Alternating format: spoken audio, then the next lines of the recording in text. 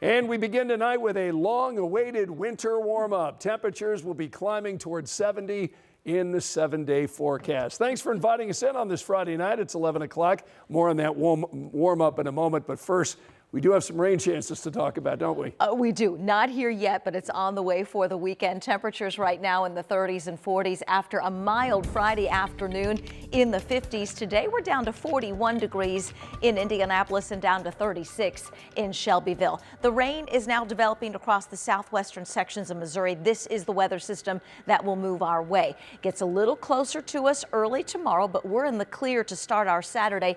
Rain chances increase after 5 p.m. I'll have the local timeline and the rest of the weekend forecast in a few minutes. All right, Angela, thanks so much. Now to a portrait with a purpose. The image of Haley Busby displayed at Fisher City Hall. A late night brought out dozens of people wanting to show support for the teen's family after her death.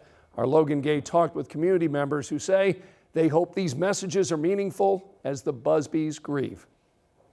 Every second Friday, Fisher City Hall opens its doors for a gallery walk, showcasing local artists.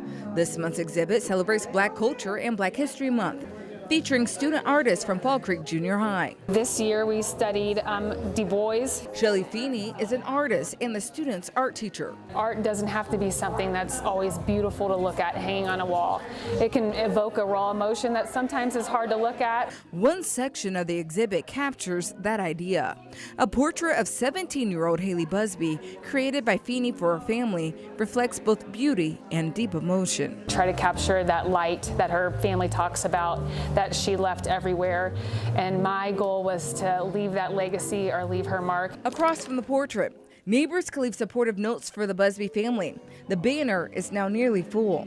Hopefully she can fly with all the angels up there and, you know, obviously watch over her family and all of her friends and everybody that meant so much to her. Feeney says Haley's family made a private visit to see the portrait and banner, including a note left by her sister. The outpouring support that the community members have done with the banners is amazing, and hopefully it's something they'll cherish forever. While Haley wasn't originally part of the exhibit, her story connects with many of the students' work. What they post and how they perceive themselves and how they carry themselves online is often different than who they are as a person.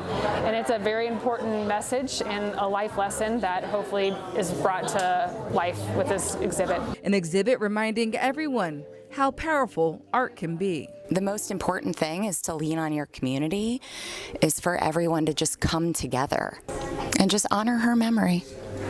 Fly high, Haley. In Fishers, Logan Gay, 13 News. Right now, 39-year-old Tyler Thomas is facing federal charges in the Busby case. Thomas was indicted over in Ohio this week on federal charges of sexual exploitation of a minor and travel in interstate commerce with intent to engage in illicit sexual conduct.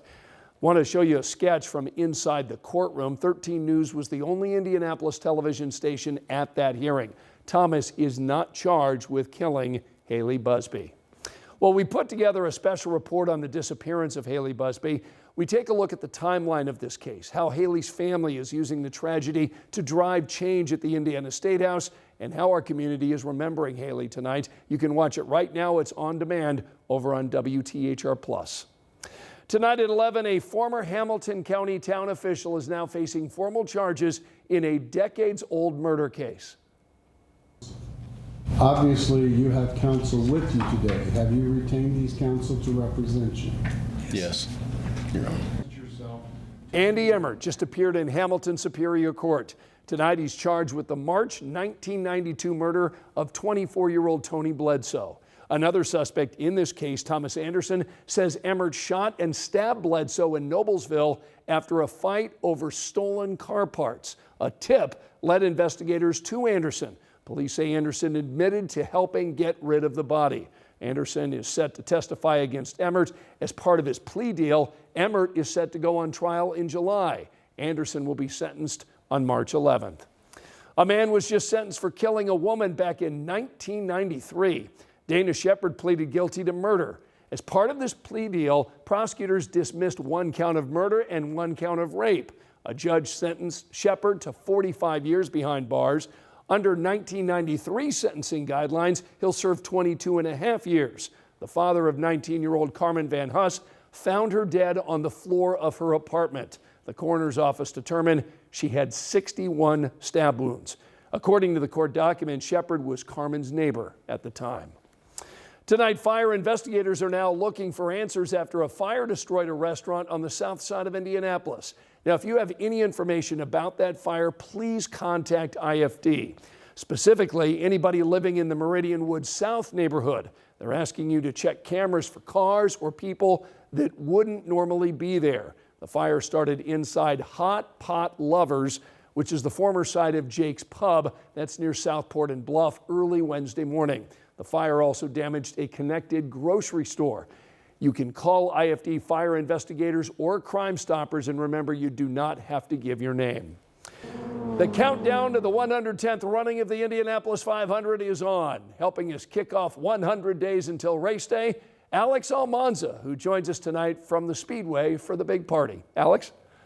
You know, this party is more than just celebrating 100 days out from the Indy 500. It's also about celebrating traditions like the Weenie 500, which is one of my personal favorites, as fans say that they're excited because this year is much different as America celebrates its 250th birthday. There are plenty of reasons to be hyped up for the greatest spectacle in racing. Thousands, and I mean thousands, will pack the grandstands watching drivers fly down the straightaway at more than 200 miles per hour for 200 laps. But fans say it's more about than just speed, it's about tradition, it's about history. And in 2026, race car driver Stingray Robb says it's about celebrating two milestones at once. If the Indy 500 wasn't already patriotic enough, it's just going to go up another level. So I'm excited. Drivers say it's less anxiety and more excitement heading into a historic year at the Speedway. It's always in our minds, but of course this is like a specific moment where it's like everyone is reminded we're getting closer, we're getting closer to make. Jim Cornelison is the voice behind Race Day's Hoosier Anthem back home again in Indiana. In a milestone year like this, celebrations remind him just how special the tradition has become. This will be my 10th Indianapolis 500 to sing back home again in Indiana. So I can't believe that it's been that many, but that does make it kind of exciting and special. For fans who've been coming out for years, being part of the race isn't optional. Yeah, if you live in Indianapolis and you're not coming to the 500 or the track for any time in the month of May, you're crazy because it's the best place to be. So May's going to be here before we know it, and IMS officials say that they expect that this year's crowd is going to be especially sold out, so make sure you get your tickets early and get ready for the Indy 500. In Indianapolis, Alex Almanza, 13 News. Trending in Milan Cortina is sponsored by T-Mobile. Trending in Milan. Cappuccino side-eye is real. Yep, here in Italy, cappuccino is considered a morning-only drink because it contains milk. It's usually paired with breakfast. So here you have to order a cappuccino before 11. After that, your milk moment, it's over. It's on to espresso. Ask for a latte later, and you'll likely get the look.